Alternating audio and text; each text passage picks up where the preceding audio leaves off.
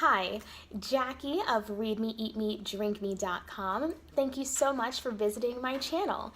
Today's video is going to be a to be read video, so I'm going to show you guys some of the things that are on my list to read. But first, I want to show you what I'm currently reading. So right now, I am juggling two books. This first one, actually both of these I've showed you before, but now I've actually jumped into reading them. They've moved off my to be read pile, which is, the first book is T.C. Boyle's The Terranauts, which I've showed you before. It's kind of cool. I'm excited about it. It's very interesting. It seems like there's like a lot of science, so he really did his research in this book, which I love. I totally appreciate stuff like that. One thing that's interesting is that you are bouncing back and forth between different characters' point of view, but as a whole chapter, so it's not just like rapid fire of different people's point of view.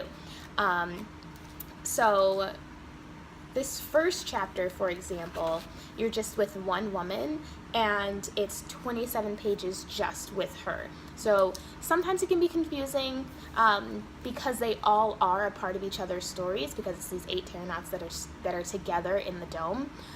But since they're all a part of each other's stories and you're only hearing about one person at a time, it can kind of be confusing to know who is talking. But it's really good. So I suggest this book, especially if you're into science and, you know, really great like interpersonal like relationships. I think that's very interesting. So it's a good book so far. The other book that I'm reading when I need a break from that book, because it's quite large, is Taking the Titanic, one of James Patterson's book shots. This one with Scott Slavin, or Slavin, not sure how to pronounce it. But yeah, it's pretty good so far as well. So I just read a couple pages here and there when I need a break from the other book.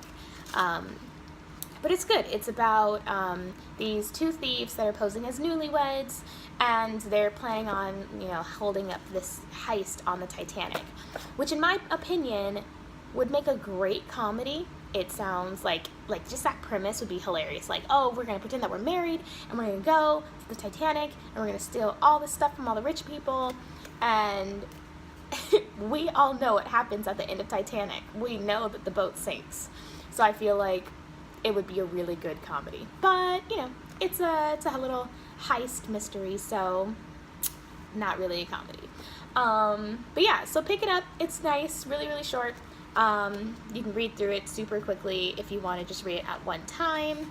But since I'm not doing that, just reading it here and there, it's only about 146 pages. So you could literally finish this in a couple of hours if that's what you wanted to do. So you can pick this one up. And now, into the books that are in my to be read pile. This first one is from Disney Press. It's Poor Unfortunate Soul. This is what it looks like. It's got Ursula, and it's her story and how she became the evil sea witch that we know her to be. So this book is about her.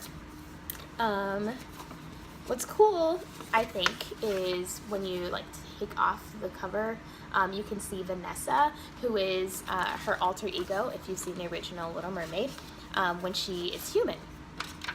So it's kind of cool. I'm excited to read it. It's by Serena Valentino. Looks really interesting. I love those kinds of things where it's like how the evil person became evil. I've always liked stuff like that. Like there's a YouTube video, I'll link down below because it's really, really good. It's kind of long, but really good. And that's about Jafar. And it's like a musical that someone made about Jafar and how really he's not the bad guy. So I love stuff like that. So I'll link that below. Another book that is in my pile is The Last One by Alexandra Oliva. And this book looked really interesting. It's her debut novel, which I always love getting debut novels. I think that's really cool. Especially, you know, when the person's still alive. Like, I feel like if you get the very first book of someone who's older or more established, like Stephen King, well, he's written like hundreds of books. So it's cool that she only has one book out. This is what it looks like. It's really cool. It's about a woman who goes on a TV show, and it's called The Zoo, and she has to like survive in the wilderness, and there's like 12 other contestants. So just on the surface it sounds kind of Hunger Game-ish, but it doesn't really make it clear like if they're supposed to be killing each other off or if they're just surviving. But yeah, so it looks really interesting. But I do have a question for any of you guys out there, because I received this as an ARC. But since I have received it, the book has actually come out for purchase. So we all know that arcs are not necessarily finished products, and like you can't quote the arc and stuff like that, and they're like, wait until the book comes out and quote that. So my question is for you, do you guys read your arcs right away and then like go to the library and borrow the finished copy of the book so that way you can still read what everybody else is reading? Because I feel like you would never know how much of the book has changed. So what would you guys do in that situation? I would love to know your advice. I've never really received ARCs before, so I'm really interested to know, should I read both or just read the one that I have?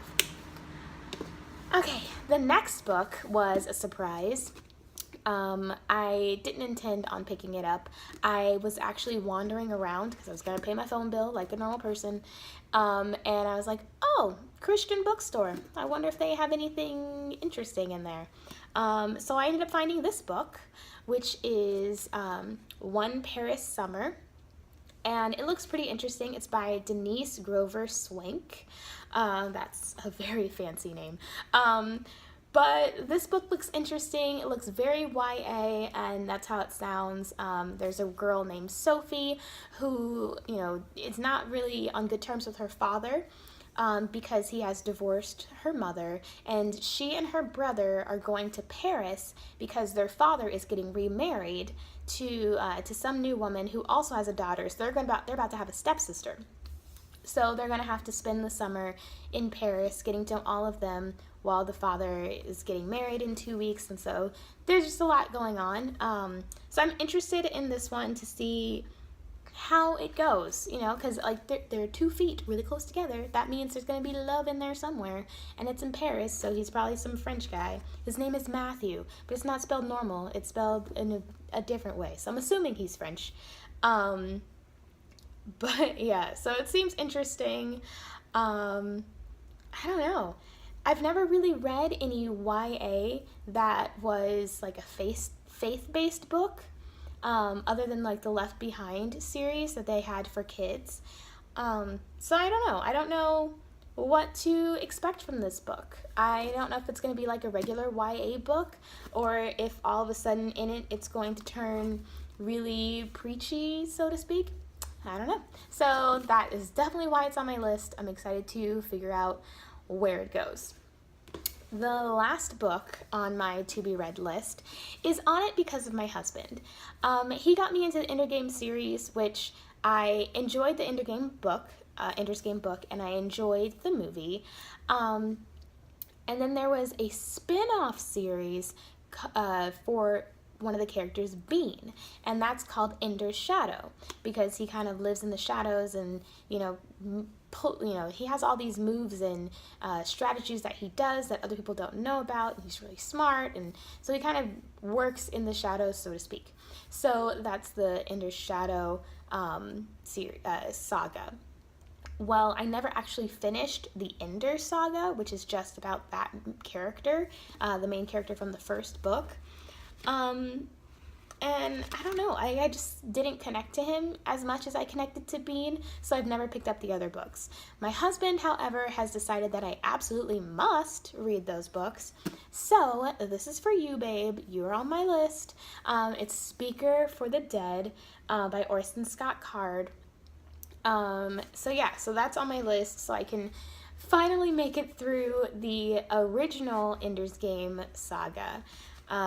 So this book takes place after the war with the bugs, and when Ender disappears and all this stuff, and no one knows where he went, and so lots of stuff. But I'm excited, and it seems like it's taking place right after where the book ends. And if you've seen the movie, because I read the first couple pages, it seems like it falls right into right after the movie as well. It seems like it's gonna fit in there both pretty well. So I don't know. We'll see how it goes, and we'll see if I end up liking Ender as much as I like Bean. Well, that's all for today. Thank you again so much for checking out this video. If you liked what you saw, go ahead and hit the like button. If you want to see more videos from me that I release every week, go ahead and subscribe. And I will see you guys next time.